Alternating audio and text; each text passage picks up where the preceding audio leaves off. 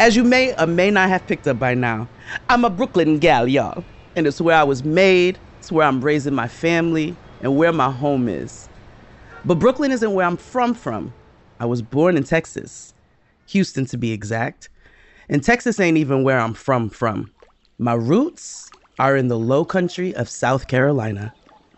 My great-grandpa and my great-great-grandma are from the Lowcountry. It's where my enslaved ancestors were brought.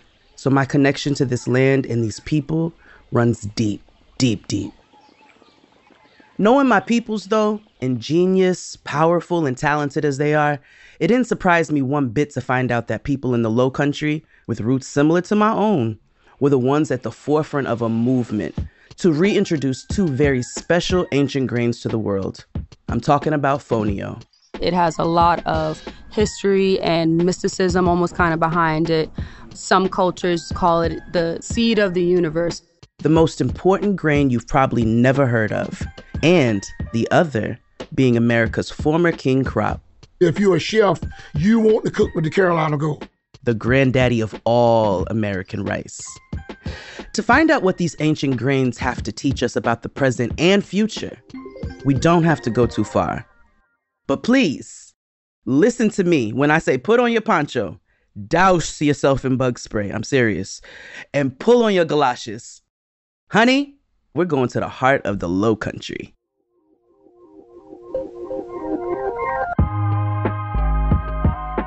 Welcome to Season 2 of the Black Kitchen series, a mini-series that shines a light on the brilliant and Black innovators changing the face of food as we know it. The history makers of today, many of whom will sow the seeds of tomorrow.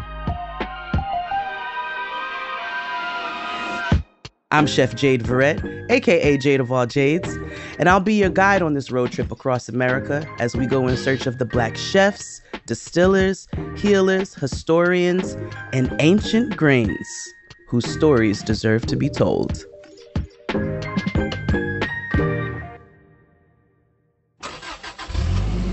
To begin this episode's journey, we stick around the Charleston area and we head across the Stono Bridge to James Island. Surrounded by the serene waters of the Atlantic Ocean and the winding estuaries of the Stono River, James Island's lush greenery is dotted with Spanish moss and the towering trunks of majestic live oak trees. I feel super connected to this place because my family is from James Island. And in my first conversation, there's even a chance that I could have been sitting across from some long-lost family. The thing is, we might for real be cousins. No, we might, like, honestly, so. You have the same sized head as me, I think, in, like, shape. Which is big. It's giant. I'm Chef Amethyst Ganaway, and I am the content manager and recipe developer for Yolélé. I met with my crystal sister, Amethyst, at her unofficial home base, Bowen's Island Restaurant on James Island, one of Charleston's most iconic and storied seafood spots. Picture a nondescript wood building with a wraparound porch and a well-worn screen door, perched at the ocean's edge overlooking acres and acres of oyster beds. Bowen's Island could not be more quintessentially Lowcountry. But because she's a chef and I'm a chef, before we got started talking about fonio, I wanted to know what I missed at the Charleston Wine and Food Festival that had just passed. So Thursday, we had actually the fish fry out here at Bowen's Island Restaurant. Me and the team, the head chef here from Bowen's Austin, we decided to give everybody a real authentic Lowcountry fish fry plate. So we did whole fried fish. We had croaker, we had perch, and we had porgy.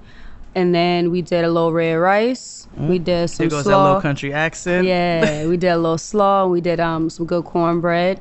And then on Friday, my event was celebrating the matriarchs of the Lowcountry. So we celebrated about 8 or 9 Black women. We honored them. And also I kind of ushered in what I'm calling like the new vanguard of Black Lowcountry women chefs to just try to show people that, you know, we're still here. We're still here in the Lowcountry. We represent. And it was a beautiful night. It was a beautiful occasion. I was in the presence of a matriarch in the making, a matriarch period. And as such, Amethyst is deeply intentional about her food and her work. Right now, as a matter of fact, one of her very many endeavors is her work with Yolélé. Yolélé is a food company founded by Chef Pierre Chiam with the mission to bring fonio's rich flavor and richer history to the world. So I do all of our recipes, all of our social media. I do a lot of our digital marketing as well. And then somehow in my free time, I find myself do, again, recipe developing, recipe testing, a lot of brand partnerships. I do a lot of pop-ups. And somehow I find some time to sleep in between that. Well, I'm glad you get a little bit of sleep because that's a lot. A little bit. So talk to us a little bit about, first of all, what is fonio? For the people who don't know, what is fonio? All right, so fonio is an ancient, super tiny grain that was first cultivated in West Africa about 5,000 years ago. So it's literally one of the oldest cultivated grains in the world. It's highly celebrated in West African cultures. It has a lot of history and mysticism almost kind of behind it. Some cultures call it the seed of the universe, essentially. Fonio is so nutritionally dense that it's one of the first things given to mothers after giving birth, and one of the first solid foods babies eat in Senegal and other West African countries. Parents sometimes even clip a pouch of it to their kids' backpacks on the first day of school for good luck. But it's also a crop that is extremely sustainable. It's really helping to regenerate the Sahel region in West Africa, so a lot of desertification that's happening there. So that means it's a pretty resilient grain, then, is what you're telling me. It's an absolutely resilient grain. It's also one of the easiest grains to grow, so it makes it even better. So literally farmers just go out and kind of throw the seed out into a field. Really? You don't really have to do anything to it at that point. It grows. It can grow in extremely harsh conditions. You don't really need a lot of water or anything to grow it. It's going to hopefully help us solve some of the world's climate issues. It's building... Okay, build on that a little because I wanted to get to that, and you did a great segue for that. So like we said earlier, it was the fact that it just can grow as easily as it does no matter where you are, essentially. It's one of those grains that is soil fixing, right? It fixes the nutrients in the soil, so you could even grow it in between other crops as those crops are growing and maybe are depleting the nutrients from the soil around it. But that area specifically where they're trying to regenerate the Sahel is like the number one most affected place by climate change right now, and rapid desertification is happening in the area. So there are thousands of people, hundreds of thousands of people that go hungry, that die from hunger, when there's this grain that can be grown there. And the most difficult part of processing the grain is actually just getting that little hull off, because it's a grain, so it has a small hull on the outside. Absolutely. And the grain itself is the size of a grain of sand. So most of that cultivation, that farming, all of that behind it comes from the women in West Africa. And, you know, my connection with that really is growing up here in the Lowcountry. We eat two main things, right? You eat rice and you eat grits. You eat corn, essentially. So it is a grain that, for me, is familiar to me because of how I grew up, but it's not a familiar ingredient for anyone here really in the U.S., and that's what we're trying to change. In addition to all the climate saving, people feeding, and nutritiously good luck charming features of fonio, Yolélé is also creating new markets for smallholder farming communities in West Africa. So far, Yolélé has helped over 700 West African farming families, with plans to reach more than 2,400 soon. It seems like a no-brainer, and it's hard to believe it didn't happen sooner. So why now? And why Chef Pierre Chim? All right, well, hopefully, Chef, I do you proud on this one. But if I'm not mistaken, essentially when he moved from West Africa to the U.S. to go to college, he was working in restaurants, and he realized that, you know, there's all these great new restaurants in New York, but there wasn't a lot of West African restaurants that would serve the food that he was used to specifically. So his biggest aim, I think, was just to bring that attention to West African ingredients as a whole. But then I think he also was able to see that there was something still missing, right? So what is a grain? What is something that we can do, again, to help combat the climate change, to help combat the hunger, and to actually build those supply chains so that people can support themselves in an economic way? So Pierre saw that he could do more, and he's been doing it. All right, let's talk about somebody like my grandma, okay? Yeah. My grandma is a Southern woman who doesn't have the best diet when it comes to things, you know what I'm saying? She loves a salmon patty. She's gonna make a quick salmon cake out of some canned salmon. You know, it's always gonna be some beans and rice. But if I want to talk to my grandma, who has some health issues, about something like fonio, and she's used to rice, she's used to grits, how would I be able to talk to her about incorporating that into her diet? So like you said, it's funny because I do talk to my grandma about this stuff, and she probably gonna try to pinch me for saying this out loud. But, you know, it is a difficult thing to get not just, you know, older people, but anybody who's just not familiar with the ingredient to try it. But for me, what I've realized works is showing how quickly it cooks, especially with my grandmother, her being able to still have that ability to cook for herself and make food for herself that is good, that's nutritious, is a big part of what's going to keep her healthy. And I think some of it too is showing the versatility of what you can do with it. So if you want to make it into just a side, you can have that. Or if you want to make your salmon patties, cook fonio into your salmon patties instead of your flour or whatever you use as your binder, right? Or if you want to have a nice cold bright green salad, okay, well, you can still cook this, cool it off, add it in, you get you a little bit extra protein. A great thing about fonio, which I've realized kind of also helps that conversation move along, is how nutritional it is, how much it can help you if you have high blood pressure or your sugar is high or anything like that, right? There's so many nutritional benefits behind it that it's kind of like a no-brainer. And, you know, I appreciate that Yolélé took this one ingredient and made it into so many different things. So you can still have a healthy snack option and you can eat our chips. I mean, you can make fonio into anything. We got dessert recipes. We have the jollof pilaf, right? Yes. So down here, we used to eat red rice. Red rice comes from jollof, comes from chibajin. And to have something that is familiar, at least in flavor, helps bring it full picture and full scope to those who are not familiar with the grain. I will say, though, however, it's a change, you know, and is a big change to have, but I think finding the right way to incorporate that into their diets is a good way. So instead of making regular grits, fonio really does literally cook like grits. And in half the time. And then more nutritional value. Right? So it's like, okay, even if you don't want to eat this as a side, and when you make your shrimp and grits, just make this instead. And it's literally not going to taste any different. It occurred to me when having this conversation about replacing grits and rice with the healthier fonio that maybe fonio was the source material. Could it be that fonio was the original grain that had been replaced by grits and rice in America? And if it is, wouldn't that mean that these days it's not really replacing grits as much as it's returning to power? So I asked Amethyst about the relationship between rice, grits, and fonio in Gullah Geechee culture. So to kind of, I guess, take a step back, we got to tell people what Gullah Geechee is, right? Yes. So to be Gullah Geechee means that you are a direct descendant of the enslaved West Africans that were brought to the Americas, specifically from rice-growing regions of West Africa. Chef B.J. Dennis has said before that a lot of the enslaved that were brought here, specifically to different parts of the Lowcountry, were confused when they got here because they thought they got put onto a boat and the boat turned around and were taken back home because of how much it looks alike. So the people here, you know, the Gullah Geechee corridor, it actually runs from parts of North Carolina down to about Jacksonville, Florida. We're able to retain their West African roots and West African cultures, and a lot of that obviously comes into play with our food. So even though we don't eat a lot of fonio grain here, we used to eat a lot of millet, and fonio is a type of millet. Okay.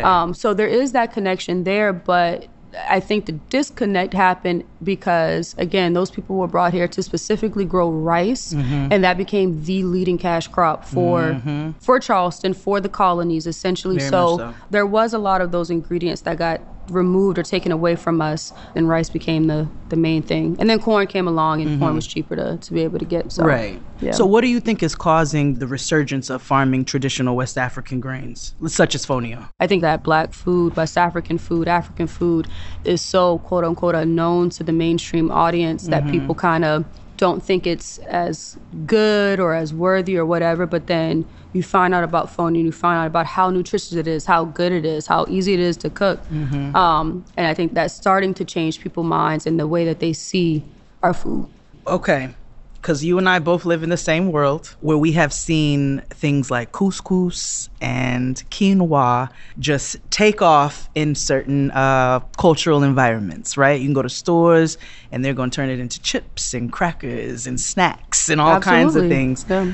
But as you're talking about the economic side of fonio, how do you think we avoid that taking over that happens with a lot of things that are native to where we originally come from? I think we're seeing it with what Yolélé specifically is doing. I think a big part of that is having a person of that culture who knows what this is, actually being able to not only represent it and put that ingredient out there in the world in an authentic way, where it's like, we're going to show y'all that we're unapologetically an African-owned company. We got a big old map of Africa on the packaging. You literally can't miss what this is, right? So I think that's the biggest first step, was just showing like, here's the representation of who is eating this, of where it's coming from, of what this ingredient is, where, you know, and all of that. You know, unfortunately, with anything with capitalism in this world, like, there's going to become a point where hopefully we'll get almost out of our hands, right? Where it becomes so popular that it's, you know, something that's common. But I think that big first step was just making sure it was properly represented. I love that.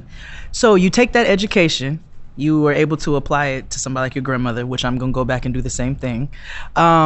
How do you talk to the kids about fonio? How do you get them interested by also giving them thorough information as to where this comes from, so they have respect for this grain? Down here, a lot of kids still we're not taught our history. No, right? we're not thoroughly. Right, so they don't even have the backhand knowledge of their cultural, you know, practices or their cultural foodways. And for me specifically to go back into predominantly Black and brown schools and show kids, one, that you can come from where we come from and have a successful career, but two, Black food has such a negative stereotype by the media and the mainstream kind of audience, to show them that, like, again, we were a people, we were a culture before we got brought here, right? So which is why we got brought here, right? And this is why we got brought here. So to show them that you can be proud of not only your culture, but the food that you eat within that culture, to know that you had a history before being brought here or whatever, it kind of again helps them see that bigger picture.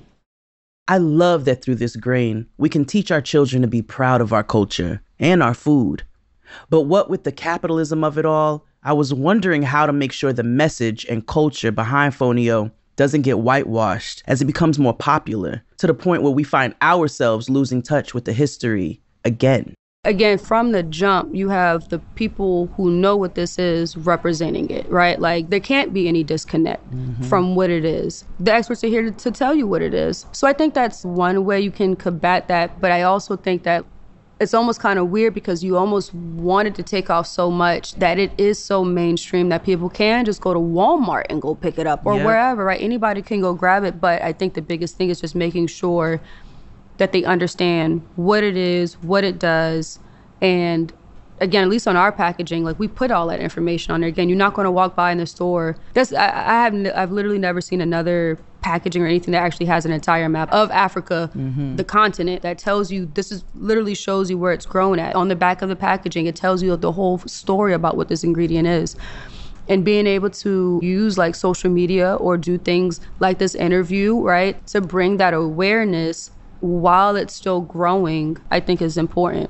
Yeah. And I love that you're helping to educate, and Yolélé is helping to educate us as a people. Even in culinary school, we had one day where we learned about Africa. It was one day in world cooking, okay? So world cooking included every region of France and multiple days in Italy. And I think we had 2 days of the Mediterranean, and then different Asian countries. And then it was Morocco. And Morocco was representative of all of the continent of Africa, and it was one day of learning. And I have an opinion in the culinary world that we were the original chefs. The aunties in the villages, you know, our grandmothers we talk about, we were the original chefs, as opposed to just putting the restaurant structure into place. I didn't go to culinary school, but I know that predominantly those schools are predominantly white and wealthy. You got to have some money to go to culinary school. So it says a lot. It says a lot on the fact of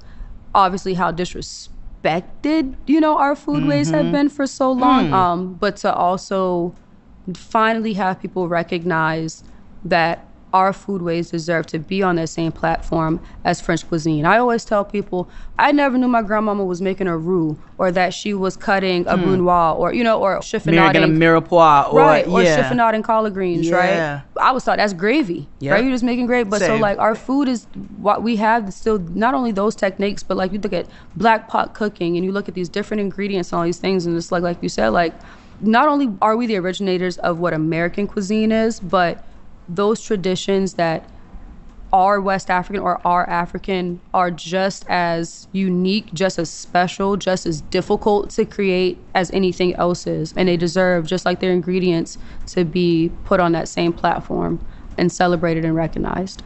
All right, one more question for you. What's the future of such an ancient grain? What do you think that looks like for us? I hope it gets to a point where it is something that's commonplace on everybody's plate. I see a lot of these, like, they're called shoppy shops now, popping up around the country, and I understand it's definitely going to be a different type of market to try to break it into the South specifically. But the way that it's growing right now, like, I can't foresee the next 5 years this not being something that everybody talks about in the same way as couscous or the same way they talk about quinoa. And I think that it's something that's going to only bring more awareness and hopefully bring more opportunities to people. So chefs, black chefs like ourselves, That's we got to right. do that work, do we not? That's right. I love that. Amethyst, my girl, my crystal sister. I love this.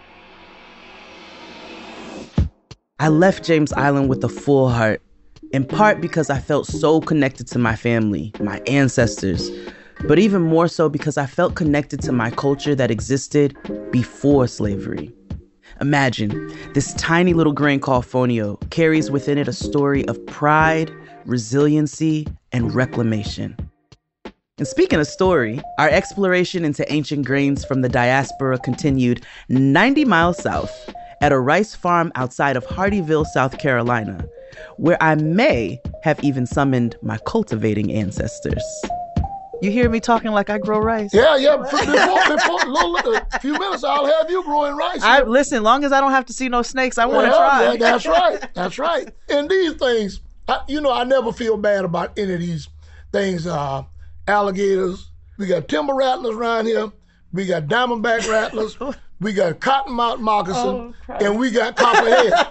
We got all these snakes that inhabits this area right here. Yeah. Okay, I don't feel bad. I don't hate them because they were here when we got here. Yeah, that's respectful. I respect all wildlife. I wish everybody thought that way. We might not be here. I respect all these different varieties, and the mosquitoes. The yellow flies. You respect the mosquitoes? Yeah, I've never heard anybody say that. I'll wear a bug tail or what have you. I'll spray down with some type of organic spray or whatever. We about in the rice field because the mosquitoes were here whenever they came in and started growing this rice. And where I grow rice at, it almost like that was where God created those mosquitoes. Okay. So they're extra Because those mosquitoes are they don't have any manners at all. He said these were touched by the hands of the Lord. It seemed like it because all year long, those mosquitoes are there. You got a lot of things going on in the rice field. I just said I wanted to try it, and now you're trying to talk me out. No, you wouldn't have. I'm sitting here with Rollen Chalmers of Hardeeville, South Carolina, and Rollen's Raw Grains in your beautiful store that's getting ready to open soon. Yes, we do. We have a grand opening coming up here pretty soon. I'm all excited about that, the new store and everything. And we're excited to be here, but we're really excited to talk to you about your Carolina Gold. Sounds good. I'm happy to have you guys here. We'll talk a little bit about the Carolina Gold today. Before we begin, some deets. The grand opening of Rollen's Raw Grains was April 8th. So although you've missed the party, you can now buy the best Carolina Gold rice next time you find yourself in Hardeeville, South Carolina, or from their online shop. And you'll also need to know a bit more about Carolina Gold. So the earliest Africans brought to the Lowcountry were targeted specifically for their knowledge of how to cultivate rice in that uniquely soupy, swampy, marshy texture of soil. Driven by the beautiful golden color of the crop and the unique taste and texture of the grain, Carolina Gold quickly became the most lucrative commodity in the Americas at the time. And with its increased popularity, cruel labor demands increased too. And it kept going like that until the speed of agriculture advancements outperformed the pace of enslaved labor. Soon after, Carolina Gold fell out of style in favor of rice that was easier to grow in other parts of the country. Fast forward to today, where rice hadn't been grown in the Lowcountry here for many years. Why was that? That started top of the 19th century, you said before? It was right around the top of the 19th century because of the labor. Okay. That's what's required for growing rice. It is very difficult for you to harvest this rice out of these fields. These fields are not like a field out there maybe in Arkansas or somewhere where you got a different texture of soil. The soil in this area, we call it a gumbo. It's almost like silly putty. Oh, it's muddy and swampy. It's muddy. Okay. When it's dry, it's as hard as cement. Oh. But when it's wet, it's just as slippery as an eel. It's just like you grease it. You know, you hardly can stand up in it. So that's what rice has to be grown Yeah, in. it needs to be grown. You can grow it in other type of soil, but this Carolina Gold and Charleston Gold prefer this type of soil. Okay. So it was almost like you actually had to have humans out there at the time, someone who could walk in these areas and hold this rice and cut it and harvest it, because you didn't have a machine that could get in there and cut it. Over 2 decades ago, Glenn Roberts, founder of Anson Mills, went on a quest to reintroduce Carolina Gold rice. His journey led him to Turnbridge Plantation and the best farmer in the Lowcountry. Nobody think that rice is actually growing down in these areas no more. Okay. Really, being serious. Okay. And then with me being an African American too, they're looking at me too and they're saying, you know, where's this guy farming rice? Because rice was kind of a bad deal for African American were used in these fields. Okay. For harvesting this rice. Right. So, you know, most people, they're thinking, well, you know. You won't be tied to. You don't want to go back into this again. You're right. But it's a different motive. It's a whole different motive. Yeah. And to me, it's real rewarding. I love doing it. I don't think it's something that I'm going to get to be a millionaire out of this thing right here. But I enjoy rice farming. Since I've been rice farming, I met some of the nicest people that you ever can meet. So you started this when you were younger? I didn't grow up farming it. My mother influenced me a lot. Okay. Because of some of the things that she would tell me about growing rice with her grandmother that had raised her up. And she would always tell me about the different stories about her grandmother and how she worked in some of the rice fields that was right here near Savannah called Fife Plantation. So this was your great-grandmother? That was my great-grandmother. You did not know your great-grandmother in No, the I did physical not. sense? I Okay. did not. So how do you feel knowing that's what your great-grandmother was going to do and you're doing the same thing? Does that make you feel a little more connected to your ancestors it does. and lineage? It really do. You know, knowing some of the things that they had, you know, endured when they were coming up in life just to live. Let's go back a little bit, because you said you started off farming, but not necessarily with the Carolina Gold rice. Okay, it was mainly some of the other brands of rice that I farmed. There's not a whole lot of people into rice growing. Okay. You know, you got in Arkansas, you have, you know, your larger fields that supply rice for the whole United States. But these specialty grain that we grow, this Carolina Gold, Charleston Gold, it took off right here in South Carolina. So what's the difference? Tell me what the specificity of Carolina Gold rice is. It's a more healthy rice. The flavor of it is different from any other rice, and it's very aromatic. Carolina Gold got a nutty taste to it, and it has a nutty aroma to it when you're cooking it. People, you know, they come up and they buy Carolina Gold and Charleston Gold, and they'll come up and they say, well, what's the difference in these two rice you have here? The difference in the Carolina Gold and Charleston Gold is that Carolina Gold is a shorter grain. Okay. Charleston Gold is a longer grain, all right? Carolina Gold is going to carry a more robust aroma. Okay. And that nutty taste. The Charleston Gold is a little bit the nutty taste to it, but by far the Carolina Gold is going to be, if you're a chef, you want to cook with the Carolina Gold. Okay. Yes. So I'm a chef, Mr. Rollen. Okay. And I would like to use your Carolina Gold rice. But I hear there are other chefs that have already gotten it first. Sure. Do you know what they're doing with your brand? Do you know how they're working with it? Those guys are really cooking it up in these restaurants. Vivian Howard, Okay. owner of the Chef and the Farmer Restaurant, North Carolina, and also in Charleston now. Vivian, when she first got things going, she moved back from New York. She wanted to see where the rice was grown. Of course. Vivian came down with her crew, came to Turnbridge, in which at that time, I was growing rice for Anson Mills. Okay, right. Okay, I didn't have my brand at that time, but I was the one supplying rice for her through Anson Mills. Right. I was a grower. You were still growing, but That's it just right. wasn't yours. It Okay. wasn't my brand at that time. Mashama Bailey and John O. of the Gray in Savannah and also in Texas restaurant. Mashama Bailey, when she first got started up and things really got cooking and whatnot, with the gray over there, James Bread of Water, Mashama came over with her crew. And chefs went to work in the kitchen. They came in my rice field, cut rice, milled it the old way that African American slaves milled it and everything with mortar, pestle, and everything. Some of the chefs that was from Copenhagen. Oh, come on, Copenhagen International. Chef Alessandra out of Copenhagen. They came over, cut the rice by hand. We milled it by hand, cooked down at Turnbridge.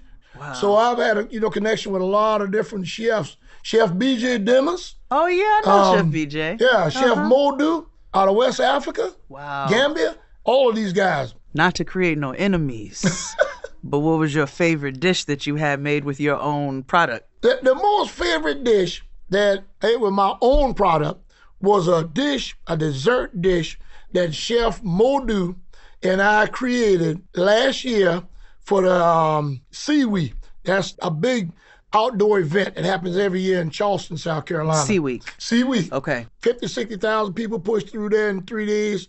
Modu came over.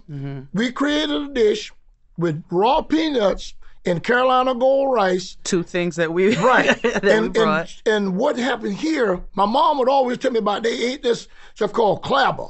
It was almost like a sour milk. Oh. That when they milked the cows, when she milked the cows for her grandmother. And her grandmother would save this and would call clabber, and they would eat it with rice. And this rice had to be Carolina Gold. They would eat it with the rice.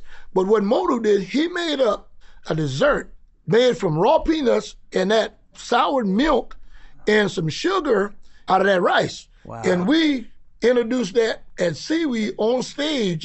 He was cooking it, and we had ushers passing it out there in the audience. And these people just went wild over it, and I went wild over it. And that's what we did for that big event, Modu and I. That's beautiful innovation, Rollen, where you're able to take something that's ancestral, something that your family's been doing for generations, and then you have newer chefs who take that product and they turn it into something beautiful and delicious. That's how we keep tradition alive and keep it fresh and keep it new, is it not? Let me ask you another question real quick. Rice farming, is that predominantly farming that Black Americans are doing? I don't know of any other Black farmer. You may run into someone and say they're growing some rice, but they only have a couple rows of rice. It's not on the scale that I'm doing. Right. The size of field that I'm doing. They don't know where to actually start at. They don't have the equipment to get in and do things. If I got the land, I can build a rice field anywhere I need to build one. I know that's right, Rollen. Talk your stuff. I can go in and build it. I know that's right. Yep. So that's something that we need to try to reclaim a little bit as a people. Yep. Everything you're speaking of, you've even spoken about our older ones, our elders who have passed away, and all of these beautiful skills that they have. How do we continue that? Like, how do you pass this on to younger generations so that it's not lost amongst us as a people? They really need to look at, it's nice having all this modern, everything is modern, and I appreciate it. I really do. But you need to look at a lot of these things that took place years ago back then. Yes. Because it's just like when the pandemic came in, you couldn't go nowhere. Everybody was just freaking out. Oh man, I can't do this. I can't go here. I can't go and buy no food. I can't order food. No one can touch it. You can have a small place, a really small place that you own, and you can plant. Yeah. You can plant something. And you can always have something every season to eat.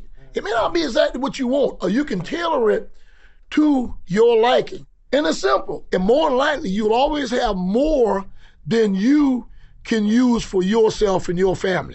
You can always help another friend. Absolutely. You can help a friend. So, it's good to learn something about growing something. I feel like it's so pertinent so that we don't lose tradition. And like you said, also life skills. Life skills. Yeah. That's where we're losing a lot of it now. We have no one that really care about life skills. You think you can just go to a store or what have you and buy all the time. But, it's and the way the world is changing now, it's not by a year, it's almost by a month. Ooh, it's by minutes. It's really scary. Yeah, it is. A lot of things that's happening is really scary. So, you got to make sure that you got things where you can stay right at home, camp at home, and you can do different things and eat right there at your own place. What would you say to a young person who said, my family don't have nothing to do with rice farming, but I want to feel connected and I want to get into it? How do I do that, Mr. Rollen? Come on and join me for a day. out in those fields, when we're doing some of the harvesting or planting out there, you see a whole different aspect of it. You would. You really would in growing the rice and everything out there. And he's serious, y'all. There's not a more generous and sincere man on this planet. If you want the experience of flood rice farming, go see Rollen. That is, if you're okay with the gators, bobcats, and mosquitoes. Oh, and snakes. Countless species of snakes. Because I hate snakes.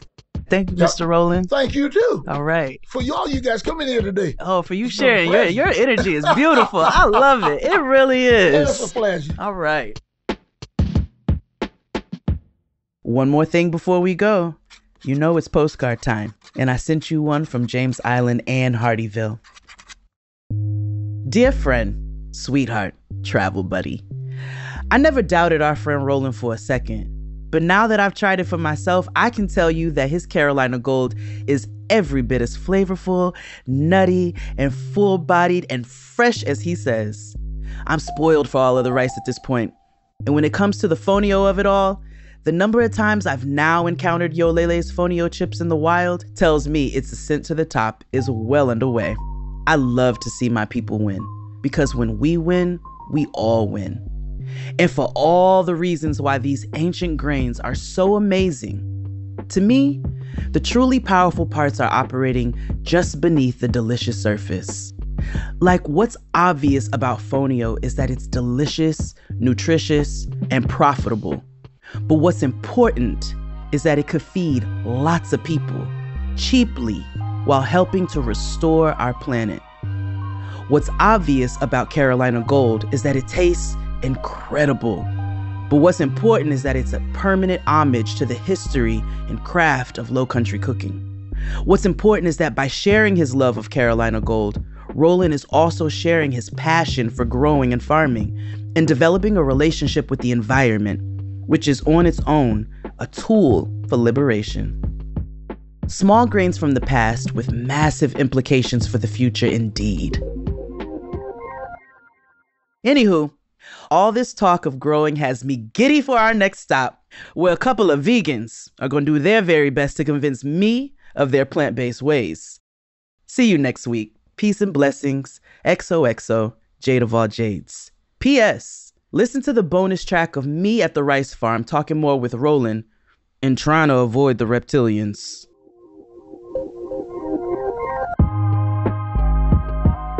Thank you to Hope and the crew at Bowen's Island Restaurant for being such gracious hosts, and to my Lowcountry cousin, Chef Amethyst Ganaway. And thank you to Rollen and Francis Chalmers of Rollen's Raw Grains for your time and generosity. To find out more about where to purchase fonio or Carolina Gold rice, please see our show notes. Season 2 of the Black Kitchen series, Innovators, was created by Heinz and Wyden and Kennedy and produced by the Meta Creative Co. Follow us at Heinz BKI on Instagram. And while you're at it, please take a minute to rate us 5 stars on Apple Podcasts and let us know what you think. More reviews help more people find us. Subscribe to the Black Kitchen series podcast on Spotify or wherever you get your podcasts. I am the Jade of all Jades. Thanks for listening. See you in the next episode.